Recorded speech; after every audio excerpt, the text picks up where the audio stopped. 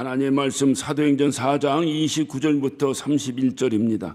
우리 다 같이 큰 음성으로 합독하시겠습니다. 주여 이제라도 저희의 위협함을 하감하옵시고 또 종들로 하여금 담대히 하나님의 말씀을 전하게 하여 주시며 손을 내밀어 병을 낫게 하옵시고 표적과 기사가 거룩한 종 예수의 이름으로 이루어지게 하옵소서 하더라. 빌기를 다함에 모인 곳이 진동하더니 무리가 다 성령이 충만하여 담대히 하나님의 말씀을 전하니라. 아멘. 지난 한 주간은 설 명절 주간이었습니다. 어린 시절에는 온 가족이 다 함께 모여서 윷도 던지고 또 어르신들 찾아뵙고 세배도 드리고 또 이제 또 친구들과 어울려서 제기도 차고 또 얼음판이 돼버린 논두렁에서 팽이도 치고 하고 놀던 그 시절이 있었습니다. 한밤을 깊이 길게 자고 눈을 떠보니 그 시절은 온데간데 없어지고 다만 그때 그 시절이 눈에 선하여 옅은 미소를 한번 지어봤습니다. 제가 볼 때 여기 이 자리에도 우리 형님들도 많이 이렇게 앉아 계시고 또 우리 누님들도 또 많이 앉아 계시고 우리 형님들 누님들은 과연 어렸을 때 어떻게 어린 시절을 지냈는가 한번 생각을 해보시기 바랍니다. 뭐 아마 저와 별 진배 없이 지내지 않으셨을까 하는 생각을 제가 해봅니다. 저의 어린 시절에는 철인 5종 경기가 있었어요. 자치기, 제기차기, 팽이 돌리기, 구슬치기, 딱지치기. 학교만 갔다 오면 가방을 팽개치고 어머니가 어디 가냐 하고 뭐 말씀하시는 거 귀에 듣는 둥 마는 둥 하고 분유깡통이죠. 분유깡통에 가득 담긴 구슬을 들고 튀어나갔습니다. 또 밤새도록 집에 있는 종이란 종이는 다 동원해서 딱지를 단단하게 접어가지고 한 박스를 들고 튀어나갑니다. 나가서 친구들하고 해가 져서 거뭇거뭇 어둑어둑해지는 그 순간까지 시간 가는 줄 모르고 정신없이 구슬치기 딱지치기 하고 놀았습니다. 그거 하나 따면 뭐며 그거 하나 잃으면 뭐라고 그 구슬 하나 잃었다고 억울해서 목숨 걸고 했습니다. 딱지 그거 잃으면 집에 와서 또 접어서 또 하면 돼요. 그거 뭐라고 그거 딱지 한 장 잃었다고 목숨 걸고 또 좀 반칙했다고 멱살 잡고 싸우고 치고받고 싸우고 목숨을 걸고 놀았던 기억이 납니다. 세월이 많이 흘렀습니다. 50여 년의 뒤를 돌아보면서 과연 그것이 그렇게 목숨 걸 일인가? 정말로 그것이 과연 그렇게 꼭 목숨을 걸어야 될 일인가? 우리 형님들, 우리 누님들 한번 생각해 보십시오. 그것이 과연 그렇게 목숨 걸 일이었던가? 여러분이 어렸을 때 놀던 그 게임이나 그 놀이가 그렇게 목숨 걸고 해야 될 일이었던가 하는 겁니다. 세월이 흘러서 그 시절 그렇게 놀던 그것들이 하염없는 하나의 놀이에 불과했다는 것을 깨닫고 나서 지금 그렇다면 그걸 깨닫고 있는 우리는 어디에 목숨 걸고 살고 있는가를 한번 돌아보시기 바랍니다. 지금 여러분이 살고 있는 이 시대에 목숨 걸고 행하고 목숨 걸고 어떤 살아가고 있는 그 일이 과연 무엇입니까? 돈입니까? 명예입니까? 재산입니까? 아니면 남보다 더 안락한 환경의 생활입니까? 과연 여러분이 목숨 걸고 살아가는 것이 과연 무엇입니까? 그것 또한 훗날, 먼 훗날 내가 어렸을 때 딱지치기하고 구슬치기에 목숨 걸었던 것을 지금 50여 년이 지난 지금에 와서 과연 그것이 목숨 걸 일인가 생각하듯이 훗날 먼 훗날 지금 여러분이 목숨 걸고 있는 그 무엇이 과연 그것이 내가 목숨 걸어야 될 일이었던가? 그것이 과연 목숨 걸고 내가 그렇게 살아야 될 일이었던가? 그 언젠가 그런 생각이 들지 않겠습니까? 모르긴 해도 어렸을 때 먼 훗날이 지금이라면 지금 여기 앉아 계신 여러분의 먼 훗날은 혹시 모르긴 해도 주님 앞에 서는 날이 아닌가 하는 생각도 해봅니다. 과연 주님 앞에 서는 날, 내가 이 세상에서 그토록 목숨 걸고 살았던, 그렇게 목숨 걸고 피 터지게 싸우면서 살았던 그 삶이 과연 무엇인가? 그렇게 살았어야 되는 일인가? 만약에 여러분에게 그런 생각이 든다면 그 후회를 누가 감당하겠습니까? 과연 우리가 목숨 걸고 살아야 될 가치는 무엇인가? 주님 앞에 서는 날, 이렇게 두렵고 떨리는 날이 오기 전에 우리는 우리 인생의 궤도를 정비해야 될 것입니다. 우리 삶의 단 하나의 이유가 될 수 있는, 목숨을 걸어도 아깝지 않은 영원한 가치가 있는 그 삶으로 재정비를 해야 할 것입니다. 목숨을 걸어도 조금도 아깝지 않은 영원한 가치, 이것은 과연 무엇일까? 오늘 이 질문의 답을 본문을 통해서 삶의 단 하나의 이유를 위하여 전력 질주하는 초대교회 성도들을 통해서 찾아보기를 원합니다. 오늘 본문의 배경은 사도행전 3장 1절에 이하에 나오는 제9시에 베드로와 요한이 성전에 기도하러 갑니다. 기도하러 가다가 성전 미문에 앉아있는 구걸하는 안질뱅이를 만났습니다. 그때 베드로가 외칩니다. 은과 금은 내게 없으나 내게 있는 것을 내게 주노니 나사렛 예수의 이름으로 일어나 걸으라. 그 순간에 이 안질뱅이가 버떡 일어났습니다. 걸었습니다. 건 것뿐만이 아니라 성전에 함께 들어가서 춤을 추었습니다. 이 일로 인해서 솔로몬 행각에 수많은 사람들이 모여들었습니다. 그 수많은 사람이 모여든 그 앞에서 베드로와 요한이 주님의 부활을 외쳤습니다. 여러분이 죽인 예수를 하나님이 살리셨습니다. 여러분이 죽인 예수를 하나님이 살리셨습니다. 안질뱅이가 일어나서 춤을 추고 안질뱅이에서 뛰는 것, 그것이 그렇게도 여러분에게 관심입니까? 여러분이 죽인 예수가 살아났습니다. 이 엄청난 선포 앞에서 남자만 5천 명이 주님 앞에 돌아왔다라고 성경은 기록하고 있습니다. 이 일로 인해서 모든 사람이 기뻐한 건 아닙니다. 이 일로 인해서 위기감을 느꼈던 제사장들과 특별히 부활이 없다고 그렇게 생각했던 사두개인들에게서는 상당한 위협감이 되었습니다. 그래서 즉각 베드로와 요한을 체포하여 오게 가지고, 그리고 더 이상 예수의 이름으로 말하지도 말고 더 이상 예수의 이름으로 가르치지도 말라고 그들을 공갈 협박을 합니다. 이 소리를 들은 베드로와 요한은 분명 생명의 위협을 느꼈을 것입니다. 그냥 사정하는 것이 아닙니다. 이 당시에 이 제사장들과 사두개인들에게는 생사 이탈권도 가지고 있었어요. 내가 말을 안 들면 죽여버리겠다는 것입니다. 특별히 지금 이 당시에는 예수님이 십자가에 그토록 신음소리를 내면서 돌아가셨던, 그토록 고통받으며 돌아가셨던 그 십자가의 죽음이 얼마 지나지 않은 때였습니다. 예수를 믿는다는 사람들에게는 아마 공포의 시간이었을지도 모릅니다. 예수 믿어 죽음을 각오하고 믿지 않으면 안 되겠다라고 결단의 시간들이었을지도 모릅니다. 이럴 때에 제사장과 사두개인들이 더 이상 넌 예수를 증거하지도 말고 예수를 가르치지도 말라는 공갈 협박 앞에서 이들이 얼마나 두렵고 떨렸겠습니까? 그들의 눈앞에 무엇이 보였겠습니까? 십자가에 못 박혀 죽어가는 예수의 모습이 보이지 않았겠습니까? 그럼에도 그들이 정말 이제 두렵고 떨리는 그런 상황 속에서 이들이 무엇을 했습니까? 오늘 본문을 보니까 기도했다는 거예요. 기도. 근데 무슨 기도를 했는가 보니까 오늘 29절부터 봅니다.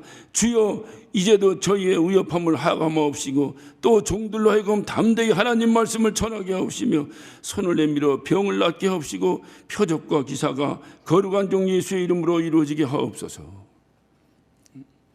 주여 이 위협에서 나를 구출해 주시옵소서. 주여 나를 살려 주옵소서.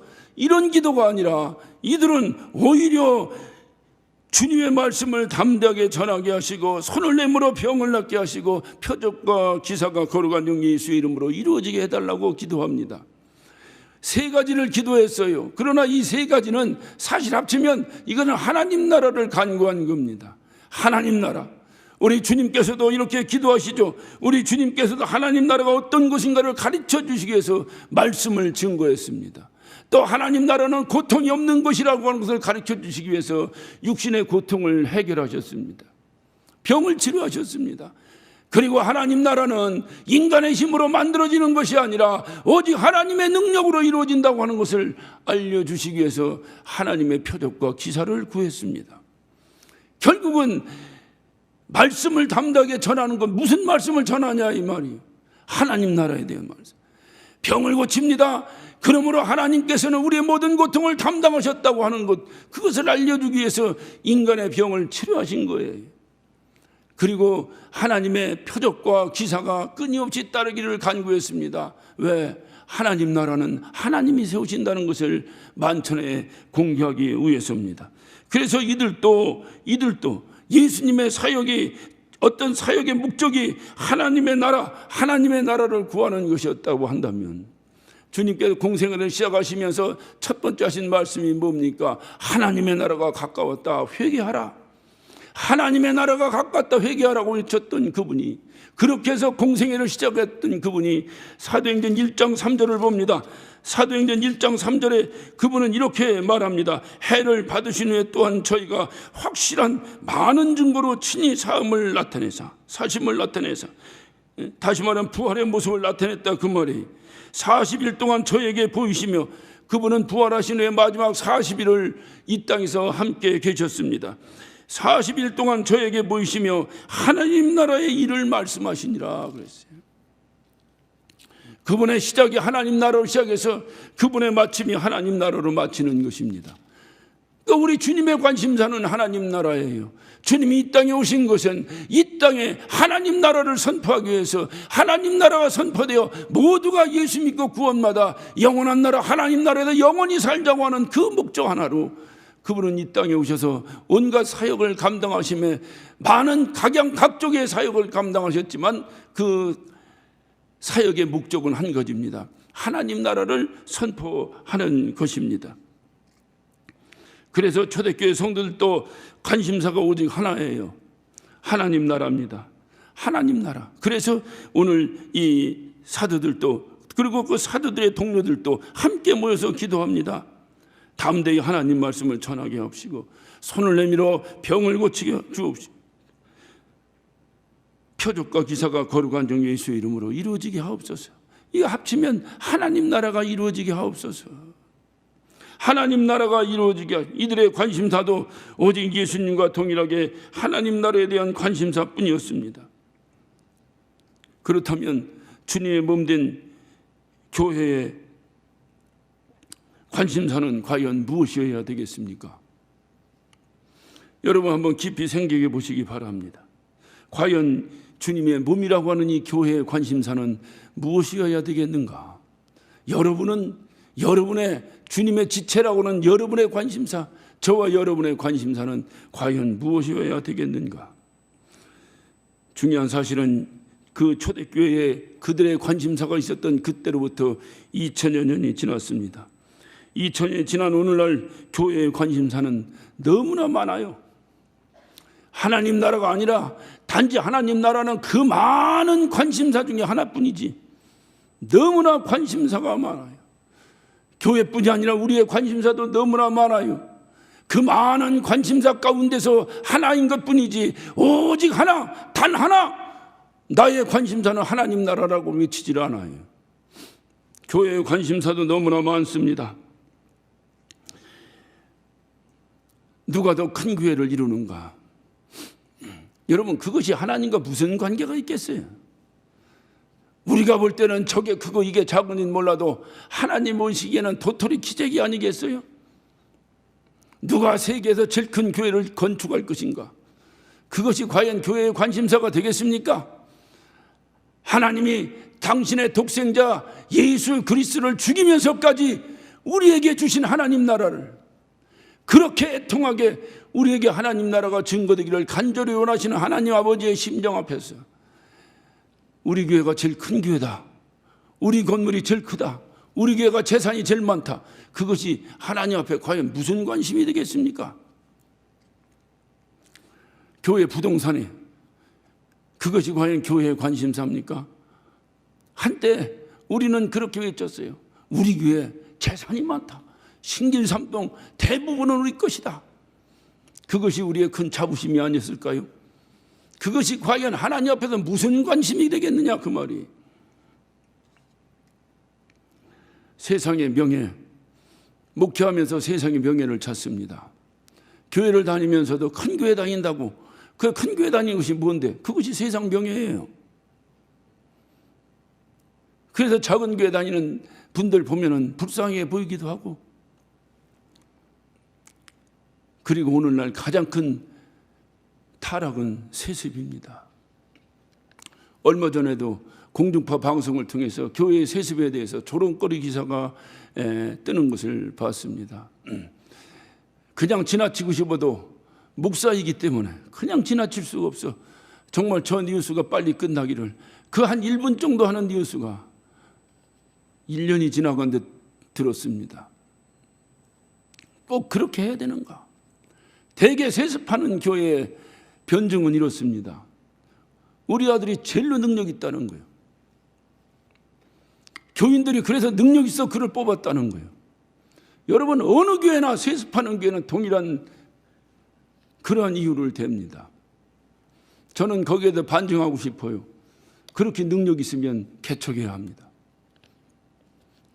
능력 없는 목사들이, 백도 없고 돈도 없는 목사들이 나가서 개척하려니까 손톱 빠지고 힘들고, 한 1년 하다가 진 빠져서 주님께서는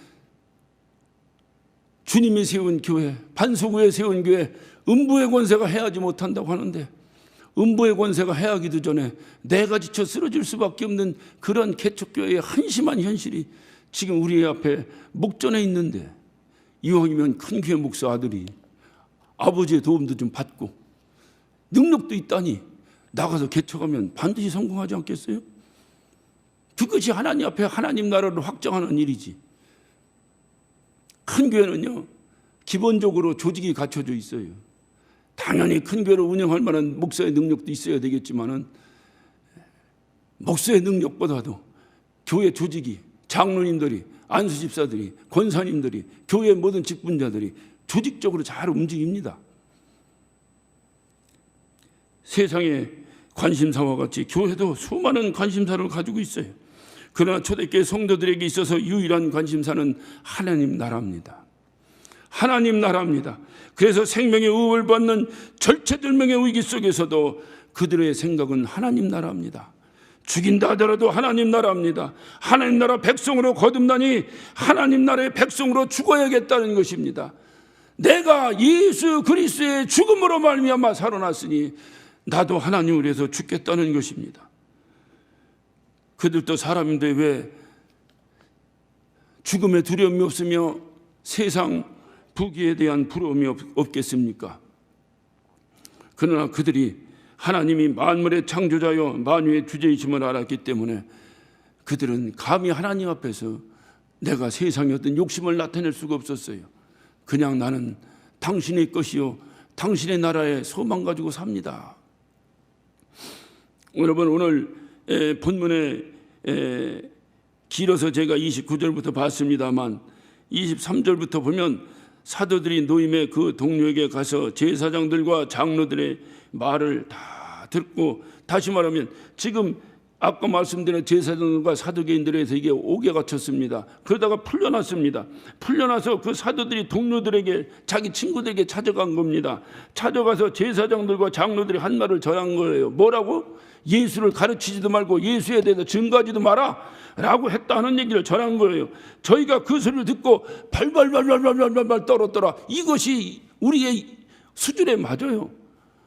만약에 내 말 안 듣고 예수를 증거하거나 내 말 안 듣고 예수를 가르치면 니들도 저 얼마 전에 죽은 예수 봤지? 너도 십자가에 달아버리겠다고 외치는 그들의 죽음의 그 공포를 이들은 지금 알고 있는 거예요. 이 소리를 듣고 우리가 또 핍박이 오겠구나, 발발발발 떨어야 돼요. 그런데 이들의 반응은 전혀 그렇지 않습니다. 24절입니다. 저희가 듣고 일심으로 하나님께 소리를 높여 가로되 대주자여 천지와 바다와 그 가운데 만유를 지으시니요 또 주의 종 우리 조상 다윗의 일을 의탁하사 성령으로 말씀하시기를 어찌하여 열방이 분노하며 족속들이 허사를 경영하는고 세상의 군왕들이 나서며 관원들이 함께 모여 주와 그 그리스도를 대적하도다 하신 이로소이다. 과연 헤롯과 본디오 빌라도는 이방인과 이스라엘 백성과 합동하여 하나님의 기름 부으신 거룩한 종 예수를 거슬려 하나님의 권능과 뜻대로 이루려고 예정하신 그것을 행하려고 이 성에 모였나이다. 이들은 발발 떠는 게 아니에요. 오히려 그런 소리를 듣고 대주제여 천지와 바다와 그 가운데 만유를 지으신 하나님이요, 하나님이 천지를 창조하신 만유의 주제심을 그것을 알고 있었어요. 그리고 그분 앞에 바로 섰습니다. 그리고 그분의 앞에 바로 서서 그분이 행하는 모든 일, 지금 되어져가는 모든 일, 이 모든 일은 바로 하나님의 섭리 가운데서 이루어진다고 하는 것을 고백하고 있어요. 심지어는 빌라도와 헤롯이 함께 모여 예수를 죽이고자, 이스라엘 백성도가 합동하여 예수를 죽이고자 작정하는 것조차도 하나님의 28절입니다. 하나님의 권능과 뜻대로 이루려고 예정하신 그것을 행했다라고 말하고 있어요. 헤롯과 빌라도의 만남, 있을 수 없는 일입니다. 그런데 이루어졌어요. 왜? 하나님의 뜻이라는 거예요. 그들의 의견이 일치돼야 예수를 십자가에 못 박혀 죽을 수 있었다는 거예요. 그러니까 아버지의 뜻은 예수가 십자가에 못 박혀 죽는 거예요. 그 일을 위해서 이들이 이렇게 된 것이지, 이들이 하는 자기들의 예수를 죽이고자 하는 어떤 마음을 가진 것조차도 하나님의 섭리 가운데서 이루어졌다고 하는 놀라운 신앙 고백을 하고 있어요. 그렇다고 한다면 오늘 저와 여러분 가운데 처해 있는 이것은 무엇입니까? 누구 하나 잘못해서 이렇게 된 겁니까? 재수납부 교회를 잘못 다녀서 이렇게 된 겁니까? 주님의 섭리 가운데 있다고 하는 사실을 고백하시기 바랍니다. 이것이 고백될 때에 세상의 모든 부귀와 명예가 부러워도 다 내려놓고 주님 앞에 구하는 것은 한 가지, 이 모든 섭리 앞에서 구하는 것은 한 가지, 하나님 나라입니다. 구할 수 있는 것은 오직 하나님 나라입니다. 하나님 나라가 이루어지게 하옵소서. 하나님, 우리 이전에 하나님 우리의 삶 가운데에, 우리의 믿음 가운데에, 우리의 영혼 가운데에 하나님의 나라가 이루어지게 하여 주옵소서. 이들은 이것이 정말 그 만유의 주제시며 만물의 창조주 앞에 바로 서는 순간에 자기들이 가지고 있었던 모든 가치관 속에서의 삶이, 모든 세상의 욕망과 세상의 욕심이 어려서 한낱 가치 없었던 딱지 쪼가리에 불과했던 것입니다. 이것이 믿음의 시작이에요. 세상 것 다 가지고 단지 더 가지고 싶어서 주님 찾아 하나님 나 부자 되게 해주세요가 우리의 신앙이 아니라 그 모든 것을 내려놓고 만유의 주제 앞에 살떨리는 만남을 통해서 소름 끼치는 그분의 임재 앞에 내가 바로 서서 과연 나는 무엇인가를 나를 돌아보는 거예요. 이것이 우리의 믿음의 시작입니다. 여기서부터 시작하는 거예요. 그리고 그분 앞에 서는 순간에 이 세상의 명예가 무슨 소용이 있습니까? 그분 앞에 서는 순간에 이 세상의 부귀영화가 무슨 소용이 있습니까? 그러니까 모든 걸 내려놓고 주님 앞에 고백하는 거예요. 내가 오직 원하는 나의 관심사는 한 가지입니다. 하나님 나라입니다. 오늘 이들이 본문의 이 초대교회 이들이 고백하는 이 고백이 가증스럽게 들리십니까? 아니면 거짓이라고 들리십니까? 아니에요. 이들은 지금 그것이 아니라는 결정적 증거는 이들은 죽음 앞에 서 있기 때문입니다. 사람이 아무리 거짓스러워도, 사람이 아무리 가증스러워도 죽음 앞에서는 그럴 수 없어요. 누구나 죽음 앞에서는 정직해질 수밖에 없습니다. 오늘 이들은 죽음 앞에 선 거예요. 이대로 계속 예수가 증거되고 이대로 계속 예수의 부활이 증거된다면 나는 죽을 수밖에 없다. 그 죽음을 자각하고 그리고 이들은 고백하고 있는 거예요. 하나님, 내가 담대히 하나님 말씀을 증거하게 하옵시고 그리고 손을 얹어 병을 고치게 하옵시고 그리고 주님의 표적과 기사가 따르게 하옵소서. 우리를 통해서 하나님 나라가 이루어지게 하옵소서. 저들이 죽인다 해도 우리가 그 죽음 앞에 물러서지 아니하고 우리의 오직 관심사는 하나님 나라입니다. 하나님 나라 이것을 증거하게 하옵소서. 우리도 머리로는 얼마든지 이 사실을 알고 있어요. 하나님께 천지 창조하신다고 모르시는 분 계십니까? 하나님 만유의 주제라고 하는 거 모르시는 분 계십니까? 다 알고 있어요. 머리로만 알고 있어요. 과연 그분 앞에 정말 그분의 소름 끼치는 임재 앞에 여러분 서보신 적이 있습니까? 하나님 임재 앞에 서본 어떤 선교사는 이렇게 고백합니다. 세상 끝에서 죽어 하늘 복판에서 만나자. 여러분 이런 고백을 어떻게 여러분 마음속에 새기시겠습니까? 세상 끝에서 죽어 하늘 복판에서 만나자. 이런 고백이 어떻게 나왔겠어요? 만유의 주제시며 만물의 주인 되시는 하나님 앞에 분명히 서보지 않고서야 어떻게 이런 아름다운 고백을 하나님께 드릴 수 있겠어요? 세상 끝에서 죽어 하늘 복판에서 만나자. 여러분은 그 하나님을 만나셨습니까? 예배를 통해서 하나님을 만나지 못한다면 여러분이 드려지는 이 예배의 시간은 시간 낭비에 불과할 것입니다. 주일날 11시에 앉아있다고 해서 다 예배가 아니에요.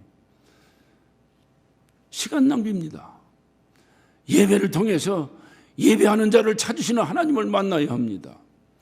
정말로 이 살떨리는 만남이 예배를 통해서 이루어질 때에 우리는 또 돌아가 생활 속에서 하나님께 그렇게 고백하는 거예요. 세상 끝에서 죽어 하늘 복판에서 만나리라.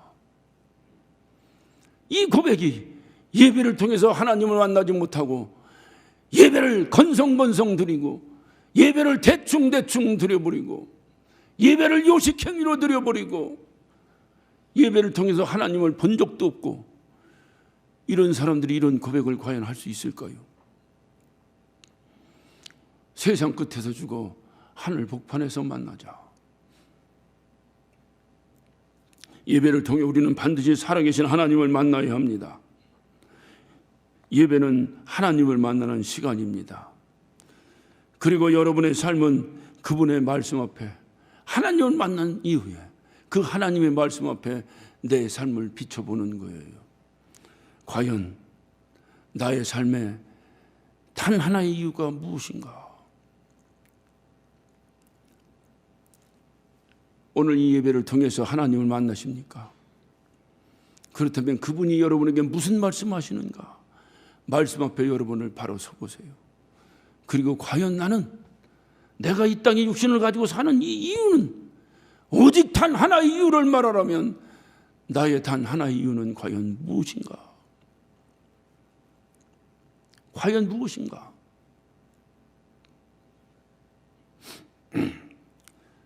1392년 조선의 태종 이방원은 굳건한 조선을 세우기 위해서 고려 말의 충신인 정몽주를 회유합니다. 그래서 그를 회유하기 위해서 진 시조가 하나 있어요. 우리는 그 시조를 하여가라고 합니다. 이런들 어떠하리 저런들 어떠하리 만순한 드렁치기 얽혀진들 어떠하리 우리도 이같이 얽혀서 백년을 누리리라. 이런들 어떠하리 저런들 어떠하리 세상 풍조대로 흔들려 살고 편하게 살면 되지 뭐하다라 욕먹어가면서 이건 된다 이건 안 된다 이건 뭐 한다 하며 살 필요가 뭐 있을까? 그냥 그러면 그러고 내가 무슨 책임이 있다고 그냥 그렇게 원하는 대로 살아주면 되지. 과연 그렇습니까?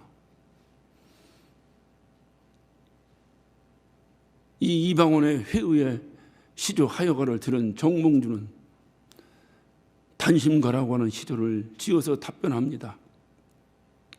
이 몸이 죽고 100번 고쳐주고 백골이 진토되어 넋이라도 있고 없고 임향할 일편단심이야 가십줄이 있으랴.